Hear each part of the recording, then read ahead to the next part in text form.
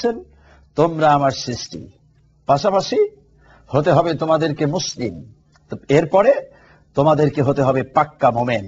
আর মোমেন যখন পাক্কা হয়ে যাবে তখন তোমার উপরে কিছু বালা মুসিবত আসতে পারে, তার মানে পরীক্ষা নিরীক্ষা হতে পারে। সেই পরীক্ষায় অবশ্যই খাঁটি মোমেন যারা তারা উত্তীর্ণ হবেন। পরীক্ষা যতই কঠিন হোক না কেন, মোমেন যদি সত্যি ইমানদার হয়, পরীক্ষা সেটি অগ্নি পরীক্ষা হতে পারে, পরীক্ষা সেটি সাগরের মধ্যে তাকে হাত পা বেঁধে ফেলে দেওয়া হতে পারে, পরীক্ষা তাকে পাহাড় থেকে ফেলে দেওয়া হতে পারে, পরীক্ষা তার গলায় গামছা বেঁধে টানা হতে পারে। এসব কিছু যাই হোক না কেন, মোমেন চুল পরিমাণ এসব কিছুকে পরোয়া করে না। আল্লাহ রাব্বুল আলামিন তাই তো বলে দিয়েছেন, আহাসিবান নাসু আন ইউতরাকু আন ইয়াকুলু আমান্না ওয়া হুম লা ইফতানুন। মানুষরা কি এমন ধারণা করে নাকি ঈমান গ্রহণ করার পরে তার উপরে কোনো পরীক্ষা নিরীক্ষা আসবে না? এমনটা হতে পারে না। যখন তুমি এই কথা বলে ফেলেছ, আমি আল্লাহ রাব্বুল আলামিনকে মেনে নিলাম, এরপরে যখন আল্লাহর উপরে অটল থাকবে অবশ্যই তোমার উপরে পরীক্ষা হবে। আল্লাহ রাব্বুল আলামিন বলেন, সেই পরীক্ষায় যদি তুমি অটল থাকতে পারো অবশ্যই পুরস্কার রয়েছে। ইন্নাল্লাযীনা ক্বালু রাব্বুনাল্লাহু সুম্মা ইসতাকামু ثم استقاموا تتنزل عليهم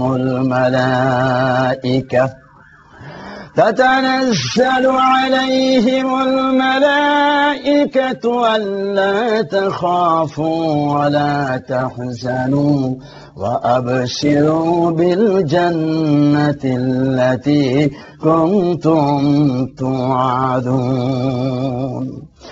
নিশ্চয়ই যারা এমন কথা বলবে, আমার রব আল্লাহ পৃথিবীর কোন শক্তিকে মানি না, কোন দেবতার পূজা করি না, মানুষের পূজা না, গাছের পূজা, মাছের পূজা, সূর্যের পূজা, নক্ষত্রের পূজা, তারকার পূজা, পৃথিবীর কোন শক্তির পূজা আমি করি না। শক্তির কাছে মস্তক নত করি না, বরং মস্তক নত করি তামাম জাহানের যিনি মালিক আল্লাহ রাব্বুল আলামিনের দরবারে। এরপরে যদি বান্দা অটল থাকে, হাজারো পরীক্ষা তার উপরে আসবে। জেল হতে পারে, জরিমানা হতে পারে, জুলুম হতে পারে, অবিচার হতে পারে, খানাপিনা বন্ধ হয়ে যেতে পারে, চাকুরি থাকতে পারে অথবা চাকুরি নাও থাকতে পারে। তার জন্য দুনিয়ায় কোনো আরাম হতেও পারে অথবা ব্যারাম হতে পারে। যত অবস্থাই হোক না কেন, বান্দার জন্য সব পরীক্ষা। এই পরীক্ষায় যদি বান্দা অটল থাকেন, আল্লাহ রাব্বুল আলামিন বলেন তার জন্য কোনো চিন্তা নাই। তাতানাজ্জালু আলাইহিমুল মালায়েকা, ফেরেশতা নাযিল হয়ে যাবে তার জন্য। ফেরেশতা তো আছেই, কিরামান আছে, কাতিবিন আছে। আমাদের শ্বাস প্রশ্বাস নিয়ে আনার জন্য ফেরেশতা দায়িত্ব পালন করছে। আমাদের রক্তের পালস গুলো, গোটা বডিতে যা কিছু আছে প্রত্যেকটি জীবাণু পরিচালনার জন্য ফেরেশতা দায়িত্ব পালন করছে। কিন্তু তারপরে এক্সট্রা ফেরেশতা আল্লাহ পাঠিয়ে দিবেন কার জন্য? যিনি পরীক্ষায় অটল, অবিচল, কোন অবস্থাতেই আল্লাহ ছাড়া কাউকে ভয় করে না। এমন যদি হয় তাহলে পরে আল্লাহ বলেন যে স্পেশাল ফোর্স ফেরেশতা আমি তোমার জন্য রিজার্ভ পাঠিয়ে দিলাম। যদি দরকার হয় তাহলে সেই ফেরেশতা তোমাকে কিভাবে সাহায্য করবে, এই কথা আল্লাহ রাব্বুল আলামিন সূরা ইয়াসিনে হাবিবে নাজ্জারের জীবন থেকে বলেছেন। আমরা সূরা ইয়াসিন পড়েছি। হাবিবে নাজ্জারের ঘটনা কেউ পড়েছেন বা পড়েননি সেটা আমি জানি না, তবে এখানে দেখুন আল্লাহ কি সুন্দর বর্ণনা দিয়ে দিয়েছেন। আল্লাহ রাব্বুল আলামিন বলেন, اضرب لهم مثلا أصحاب القرية إذ جاءها المرسلون। ওয়াল্লাহর হাবিব সাল্লাল্লাহু আলাইহি ওয়াসাল্লাম ঈমানের পরীক্ষায়, অগ্নি পরীক্ষায় যিনি উত্তীর্ণ হয়েছিলেন এমন একজন ব্যক্তির দৃষ্টান্ত আপনি তুলে ধরুন।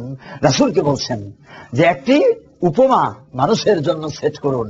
আসলে কোরআনের ইতিহাস বলার জন্য না, গল্প কিচ্ছা কাহিনীর জন্য না, বরং প্রত্যেকটা ইতিহাসের মধ্যে রয়েছে শিক্ষা, আর এর এক একটি শিক্ষা গ্রহণ করলে বান্দার জন্য জান্নাতুল ফিরদাউস হয়ে যেতে পারে।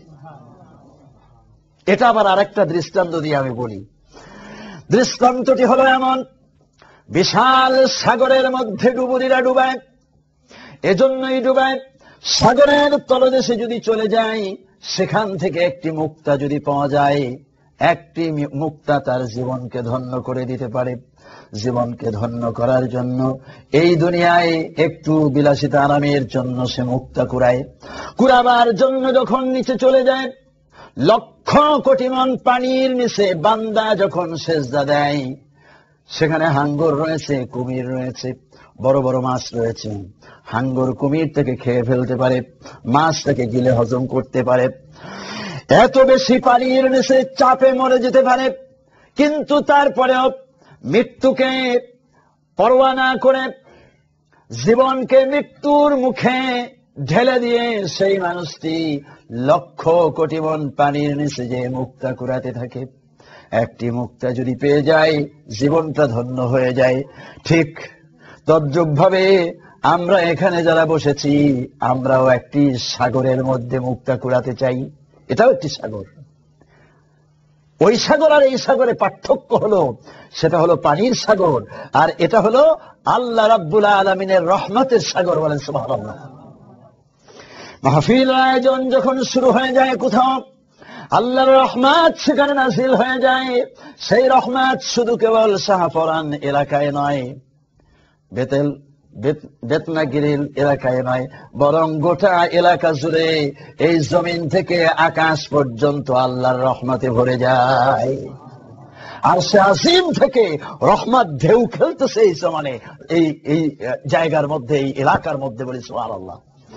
এমন একটি রহমতের সাগরের মধ্যে আমরা বসেছি। ডুবুরিরা ওখানে পানির নিচে ডুবায়, আমাদেরকে এখানে কোনো পানির নিচে ডুবাতে হবে না, কেবল মাত্র ধৈর্যের সাথে শেষ সময় পর্যন্ত বসতে হবে।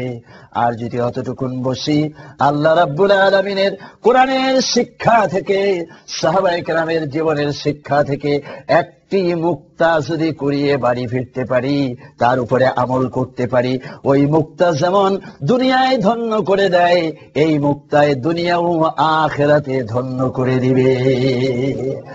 এক শিক্ষা নামক মুক্তা জান্নাতুল ফিরদাউসে পৌঁছে দিতে পারে। এজন্য আমরা শিখব। আল্লাহ রাব্বুল আলামিন প্রিয় হাবিব বিশ্বনবী মুহাম্মদুর রাসূলুল্লাহ সাল্লাল্লাহু আলাইহি ওয়াসাল্লামকে বলেন, হে রাসূল, আপনি দৃষ্টান্ত তুলে ধরুন। একটি জনপদেই একজন আল্লাহর বান্দা ছিলেন। সেই বান্দার জনপদটির নাম হলো এনতাকিয়া। এনতাকিয়া নামক জনপদ, যেটা আজকে জর্ডানের মধ্যে রয়েছে। এই জনপদে হযরত ঈসা আলাইহিস সালাম তার দুইজন অনুসারীকে পাঠিয়ে দিয়েছিলেন, এনতাকিয়ার মানুষদেরকে তোমরা দাওয়াত দিয়ে দাও। অন্য একটি বর্ণনায় রয়েছে 3 জন, অন্য বর্ণনায় রয়েছে 3 জন পাঠানোর পরেই 3 জনকে যখন তারা মানে না, এদের উপরে জুলুম অবিচার যখন চলতেছিল, তখন